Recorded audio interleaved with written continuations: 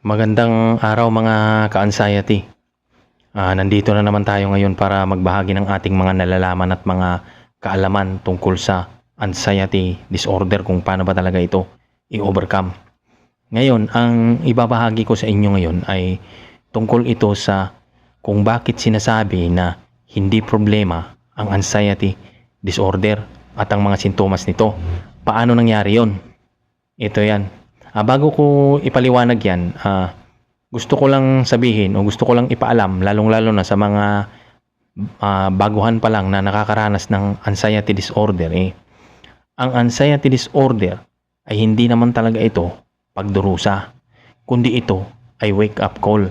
Ang ibig sabihin kasi ng wake-up call, kailangan mo nang magbago dahil meron nang nangyayaring mali. Ngayon, halimbawa ito, naninigarilyo ka. Ngayon, nung naninigarilyo ka ng matagal ng panahon, nagkaroon ka na ngayon ng ubo. So, nung nagkaroon ka na ng ubo, yung ubo mo, ginagamot mo na. So, ibig sabihin, yung ubo mo, naging problema mo na. Pero yung ginagawa mo na paninigarilyo, hindi mo tinigil. Diba? Parang ganun lang din yan sa anxiety disorder. Ibig sabihin kasi ng ubo, yun na yung wake up call na kailangan mo nang itigil yung paninigarilyo mo dahil nga nahihirapan ka na. So, parang ganito kasi yan. Yung akala kasi natin na yung mga panlabas na ginagawa natin, yun na yung tunay na kaligayahan natin. Pero mali. Ang totoo kasi, ang tunay na kaligayahan natin nasa panloob. Yun nga yung mental health natin. Kaya yung mental health natin, kailangan natin kailangan natin dito na mag-invest. Kasi yung panlabas na kaligayahan natin, kapag ka ginagawa kasi natin yun, ngayon, nangyayari, nakakalimutan nating mag-invest sa mental health natin. Kaya yan po yung sinasabi ko na hindi problema yung anxiety disorder dahil talaga ang totoong problema yung ginagawa natin dahil nakakalimutan natin na mag-invest sa mental health natin. Kapag ka sinabi kasi na mag-invest, ito yung wag mong kalimutang magpahinga. Dahil ang pinaka-importante kasi sa lahat, ang pahinga. Dahil tignan nyo, naabot mo nga yung pangarap mo, o nabibili mo yung mga gusto mong bilhin, napupuntahan mo na yung mga lugar na gusto mong puntahan, at kung ano-ano pa. Tingnan nyo, kapag ka hindi kayo nag-invest sa mental health nyo, yan, useless lahat yan. Lalong-lalo na pagka nagkaroon na kayo ng anxiety disorder.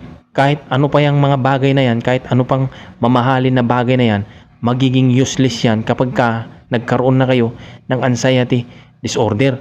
Kaya nga yung anxiety disorder, sinasabi na hindi siya ang problema, kundi tayo talaga, kasi nakakalimutan natin mag-invest dahil nga sa mga pinaggagawa natin sa panlabas. Yung sinasabi na panlabas, yan nga yung mga ginagawa natin.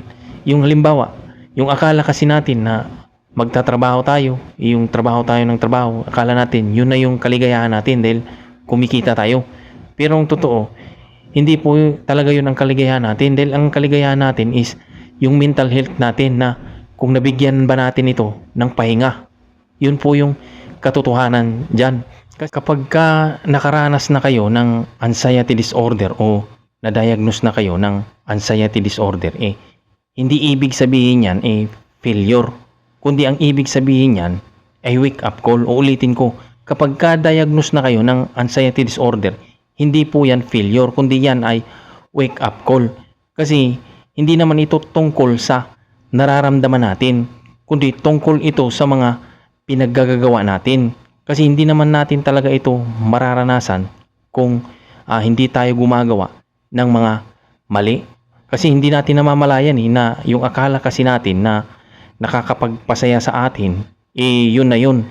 Yung pala, yung akala natin na nagpapasaya sa atin, yun pala yung dahilan kung bakit nakakalimutan na natin magpahinga, o kaya nakakalimutan na natin mag-invest sa mental health natin.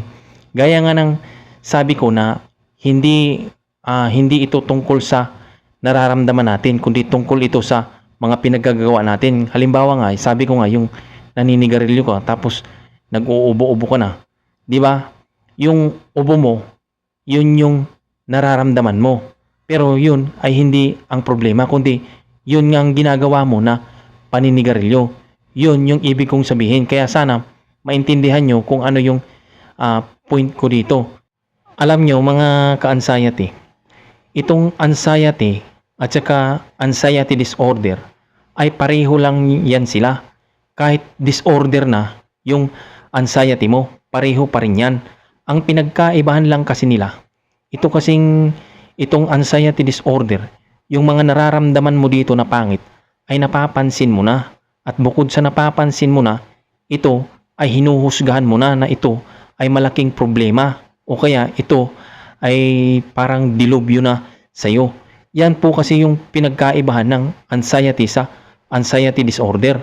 Bukod kasi dito sa hinuhusgahan mo yung nararamdaman mo at napapansin mo, nagtataka ka kung bakit mo ito nararanasan.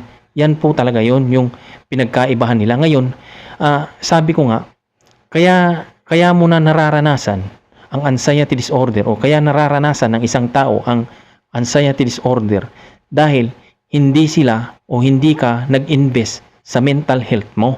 Ibig sabihin ng invest is pahinga. Ngayon, nung meron ka ng anxiety disorder, di ba? Mas lalo pang lumala kasi nga yung isipan mo o yung nervous system mo hindi na nga nakapagpahinga, tapos ginawaan mo pa ng paraan, gawa ng paraan, reklamo ka ng reklamo, laban ka ng laban. Kaya ang nangyari sa'yo, di ba, ilalong lumala kasi nga pinagtrabaho mo ng pinagtrabaho yung utak mo. Kaya apektado yung mental health mo. Gaya nga ng sabi ko, hindi ang nararamdaman natin ang problema, kundi yung totoong problema ay yung ginagawa natin. Yan, sana maintindihan nyo yan, sana maunawaan nyo yan. Kung nakakaranas ka na ng anxiety disorder, kalimutan mo muna yung panlabas na kaligayahan mo. Bigyan mo ng pahinga yung isa sa pinaka-importanting bagay sa'yo bilang isang tao, yung mental health mo.